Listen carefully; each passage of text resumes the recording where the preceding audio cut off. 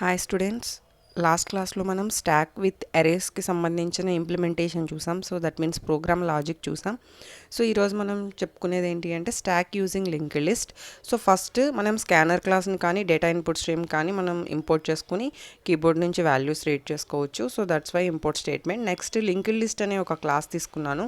మనం అందులో అబ్జర్వ్ చేస్తే 2 పార్ట్స్ తీసుకున్నాం. సో 2 పార్ట్స్ నథింగ్ బట్ మనం ఒక node, linked list is a collection of nodes. Node క్రియేషన్లో మనకి ఎన్ని పార్ట్స్ ఉన్నాయో అన్ని పార్ట్స్ మనం ఇక్కడ ఈ లింక్డ్ లిస్ట్ క్లాస్లో డిక్లేర్ చేసుకోవాలి. సో మనకి 2 పార్ట్స్ నోడ్ తీసుకుంటున్నాను కాబట్టి నేను ఇక్కడ 2 పార్ట్స్కి సంబంధించిన ఫస్ట్ పార్ట్ ఇస్ డేటా ఇంటి data, second part stores address. కాబట్టి అడ్రస్ స్టోర్ చేసుకోవడానికి again linked list next.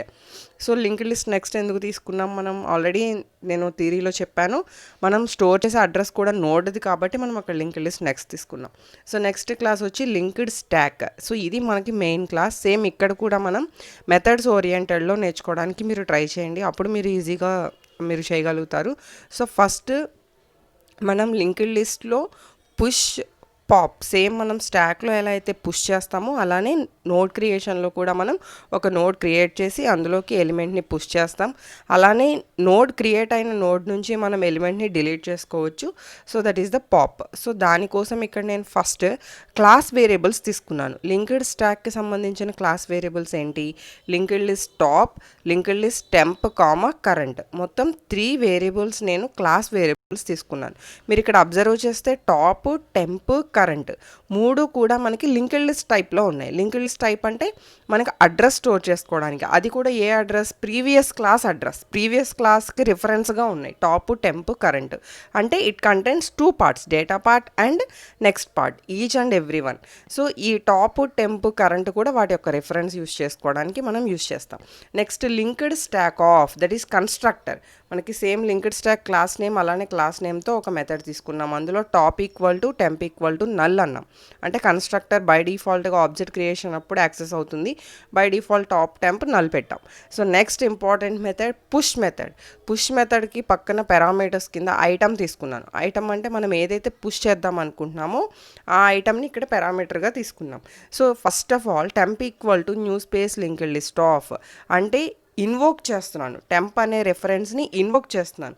Invoke చేసినప్పుడు మనకి ఏంటి, పైన లింక్డ్ లిస్ట్లో 2 పార్ట్స్ తీసుకున్నాం, డేటా పార్ట్, నెక్స్ట్ పార్ట్. అంటే టెంప్లో ఇప్పుడు మనకి న్యూ అనే ఆపరేటర్తో ఎప్పుడైతే ఇన్వోక్ చేస్తామో టెంప్ అనే దానిలోకి 2 పార్ట్స్ వస్తాయి, that is data part and next part. So temp dot data equal to item అనే వాల్యూని పెట్టాను, టెంప్ డాట్ నెక్స్ట్లో నల్ పెట్టాను.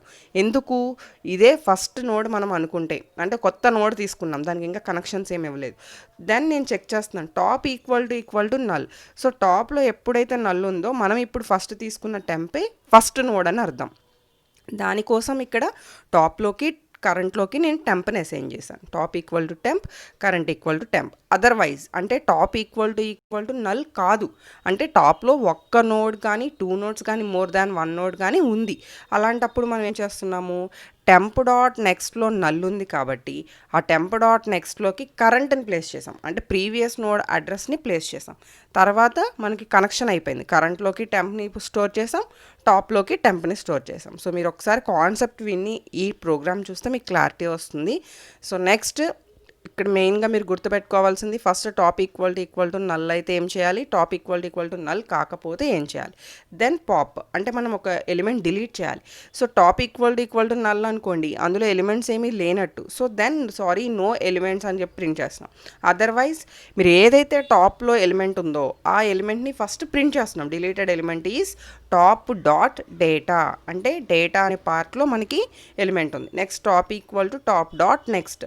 సో ఫస్ట్ ఎప్పుడు రైట్ సైడ్ అబ్జర్వ్ చేయండి, టాప్ డాట్ నెక్స్ట్.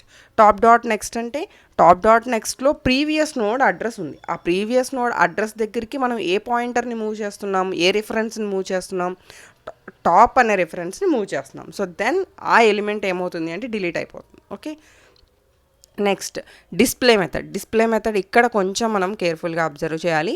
మీరు ఏ లింక్డ్ లిస్ట్ కాంబినేషన్ తీసుకున్నా డిస్ప్లే మెథడ్ ఇదే ఉంటుంది. ఎప్పుడైతే టాప్ నల్లో ఉందో అక్కడ అసలు డిస్ప్లే చేయడానికి ఎలిమెంట్స్ ఏమీ లేనట్టు. So sorry, no elements to display. Else ఒకవేళ టాప్లో నల్ లేదు అంటే ఎలిమెంట్స్ ఉన్నాయి బట్ టాప్ ఎక్కడుంది, లాస్ట్ పొజిషన్లో ఉంది, అంటే ఇప్పుడు మనం ఇన్సర్ట్ చేసిన పొజిషన్లో ఉంది, కానీ మనం డిస్ప్లే ఫస్ట్ నుంచి చేసుకురావాలి. So current equal to top, అంటే మనం టాప్ని ఎక్కడికి తీసుకొచ్చేసాం, కరెంట్ దగ్గరికి తీసుకొచ్చేసాం. నెక్స్ట్ కరెంట్ని మూవ్ చేస్తున్నాం అప్ టు లాస్ట్ ఎలిమెంట్లో నల్ స్టోర్ అవుతుంది, నల్ రీచ్ అయ్యేంత వరకు మనం కరెంట్ని మూవ్ చేస్తున్నాం. Current dot next not equal to null, అప్పటి వరకు కండిషన్ ట్రూ అవుతుంది. కరెంట్ డాట్ డేటాని ప్రింట్ చేసుకుంటూ వెళ్తున్నాం. Current equal to current dot next, అంటే ఫస్ట్ డేటాని ప్రింట్ చేసి తర్వాత కరెంట్ని ఏం చేస్తున్నాం, పక్కకు మూవ్ చేస్తున్నాం. నెక్స్ట్ అగైన్ లాస్ట్లో ఇంకా బయటకు వచ్చేసిన తర్వాత system dot out dot print current dot data, అంటే లాస్ట్ ఎలిమెంట్ అనేది కండిషన్ బయటకు వచ్చేస్తుంది కాబట్టి మనం లాస్ట్ ఎలిమెంట్ అక్కడ ప్రింట్ చేస్తున్నాం. Next main method linked stack object create చేసాం, స్కానర్ క్లాస్కి ఆబ్జెక్ట్ క్రియేట్ చేసాం, అన్ని ఆప్షన్స్ని యూజర్కి షో చేసాం. First one is push, second one is pop, third one is display and fourth one is exit. Next enter your choice, while of true, again switch off choice. Same మనం previous క్లాస్లో చెప్పుకున్నాం కదా, main method దేనికైనా కూడా same. So case 1లో పుష్కి సంబంధించిన logic రాస్తాం, అంటే యూజర్ని element అడుగుతాం, ఆ ఎలిమెంట్ని తీసుకువెళ్ళి ఐటమ్ అనే వేరియబుల్లో స్టోర్ చేస్తాం. ఆ వేరియబుల్ని ఆర్గ్యుమెంట్గా పాస్ చేసి ఎల్ డాట్ పుష్, ఎల్ అనేది ఎందుకు యూజ్ చేసాం, మనం లింక్డ్ స్టాక్ అనే క్లాస్కి ఆబ్జెక్ట్ కింద ఎల్ తీసుకున్నాం కాబట్టి l dot push of item. So then break. ఇలా మనం ఏంటి అంటే case 1, case 2, case 3, case 4, total ఇక్కడ యూజర్కి ఇచ్చిన ఆప్షన్స్ 4 కేసెస్.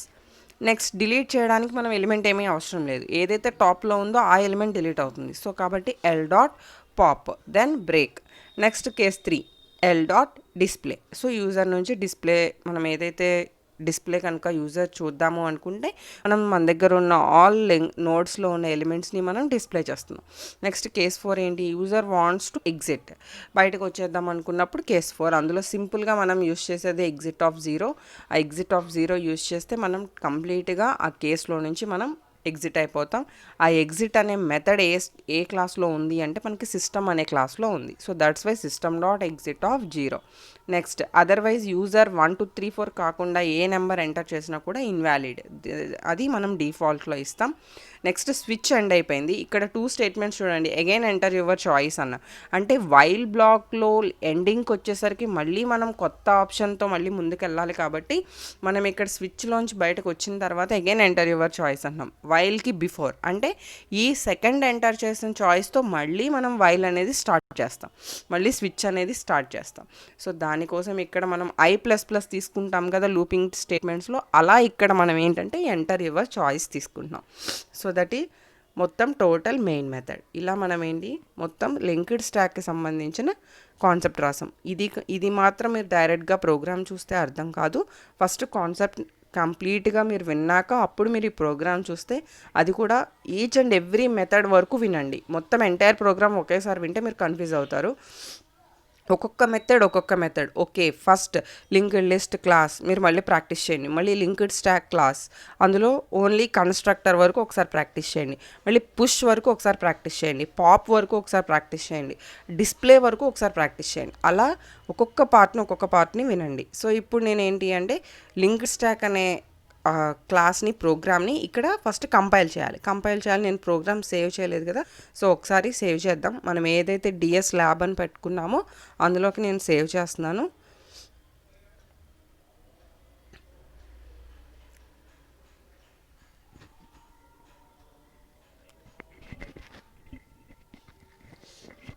సో డిఎస్ ల్యాబ్లోకి మనం ఏదైతే అక్కడ మెయిన్ క్లాస్ నేమ్ తీసుకున్నామో ఆ క్లాస్ నేమ్తో సేవ్ చేయొచ్చు, లేదు వేరే నేమ్తో అయినా సేవ్ చేయొచ్చు.